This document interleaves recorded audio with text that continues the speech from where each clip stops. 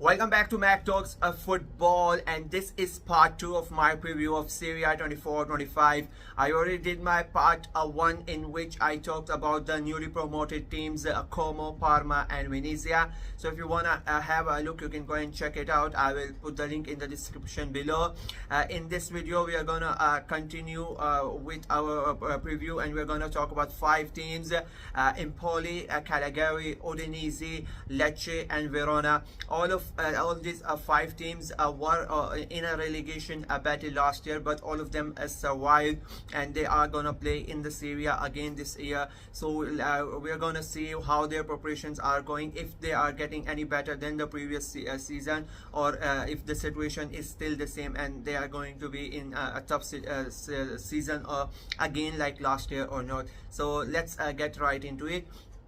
We're gonna start with Empoli. I mean, they finished last season 17th, and they avoided a relegation on the basis of goal difference, thanks to a stoppage time winner against Roma on last match day, and that one goal pulled them out of the relegation places and secured their status as a Serie A club for another season.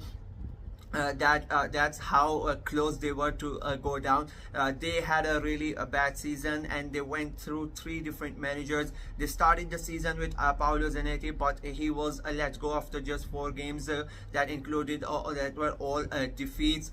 He was replaced by Aurelio and Razzioli, but he himself was sacked by January, and then he was replaced by David De Nicola, who, let's be honest, performed a miracle, and that kept Empoli in some ways. I don't know how he kept them in the Serie A, but he did, and but unfortunately for the club and the fans, he left at the end of the season.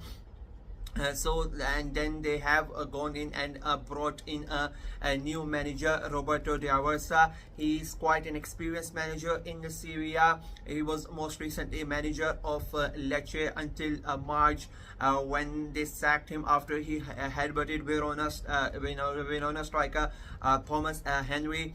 So there's a bit of that coming in with the new manager. He would hope that the new settings are beneficial for him, that he can help Empoli get out of this relegation scenario that they keep finding themselves in. I mean, his time with Lecce was okay, nothing spectacular, but they were not in a relegation battle as often as Empoli are. So I think the Empoli fans would be very happy with this signing, with his arrival as well. But their transfer business is not really looking that good. I mean, they have not signed anyone permanently. They have just made loan signings. Sebastiano Esposito has come, David Wescas, Matteo Valiti, all of them have joined on loan. And then they have lost some important players, as the star center backs.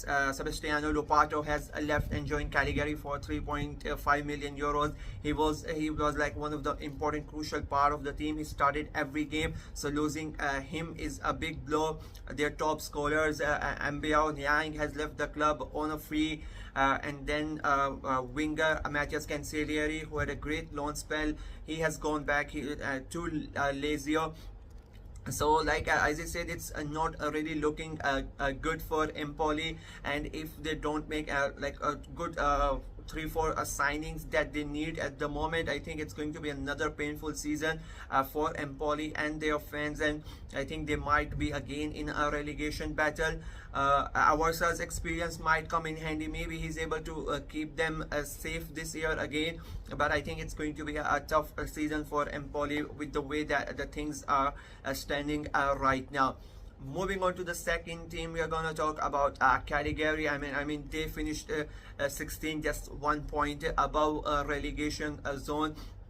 And that season was enough to put an end to Claudio Ranieri's time at Cagliari. He was there for 18 months, but he left the club by mutual consent. They have brought in David Nicola from Empoli. He has joined them, so they would be hoping that the great work that he did at Empoli can be continued here in Cagliari, and that they like they are not really accustomed to seeing their team in a relegation scrap, and they would hope that with Nicola coming in, they can have a better season than the last one. They have given a proper backing. The management has given to Nicola. He has brought in player like Nadir Zertoy has come in for 5 million euros from Atlanta, as I said, Sebastiano Lopato has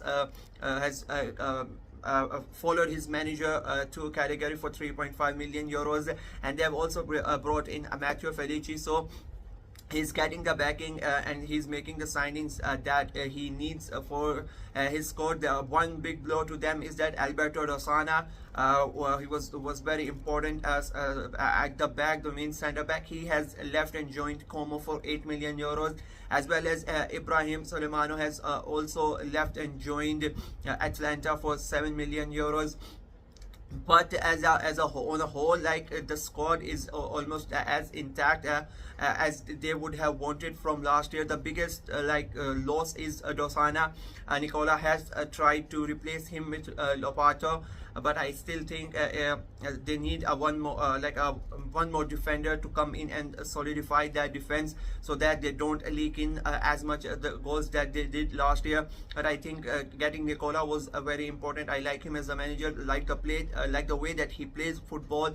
So I think it could be with the way that he plays in, and that he's been able to manage, he's been able to keep the entire squad. Apart from Dosana, as I said, that's a big loss, but apart from that, I think it's looking good. And if things work out proper and they sign one or two players, I think it could be in an okay season for Cagliari. At the moment, things are looking good for them. Then, so moving on to the third club that we are going to talk about is Udinese. I mean, they had a disastrous season last year. They finished 15th, just 2 points of the relegation zone, and they won just 6 games. And disastrous season results in disastrous thing. They went through 3 different managers. They started with Andrea Sotil, who lasted only 9 games, in which he was not able to get a single win. He was replaced by Gabriel Calafiori. He himself was sacked at the end of in the start of April, and former Italian legend Fabio Cannavaro was brought in the end for last 5 games to somehow keep Udinese up, and his arrival was sort of a turnaround for them. They went on a 5-game unbeaten run, winning 2 and drawing 3, and those 9 points kept Udinese in Serie, and that was really important, because like Udinese is a very historical club, and you don't really want them to go down in the second tier of Italian football. They have now brought in experienced German manager Costa Reinek, and I think that's a great signing, because they need some stability at the club, and I think his signing would be very good. In terms of transfer, they have in terms of transport, they have brought in Lorenzo Luca from Pisa for 8 million, as well as bringing Damien Pizarro for 3.5 million as well. So he has made a good signing. But they have so I think they are looking really good in that aspect. There's a sort of respect for Reinek amongst players, so I think, and his experience is going to come in handy for Udinese. And I think they are, again, at the moment they are looking better as compared to the teams around them. So it's going to be an interesting season. They might not have some like a brilliant season, but I don't think they are going to be in a relegation battle again this year. The next team we are going to talk about is Lecce. I mean, they finished 14th, 3 points above the relegation zone, and they lost 16 games last year. And despite having a great start to the season, in the first 7 to 8 games, they were looking really good, but then the season faltered for them. Their manager Roberto Raversa, as I said already, was here till March. Everything was going good until that altercation with Thomas Henry, when he headbutted them and the club sacked him. and they brought in Roberto Gotti, and now he's their manager for Lecce. In terms of transfer, they have brought in Philip McQuency, Colando Gazzuaro has come in as well, and Christian Furet, and all, like they have made some small signings because they have sold a center back Malin Ragnar to Fiorentina for 15 million euros, and Gabriel Strefaza has joined permanently Como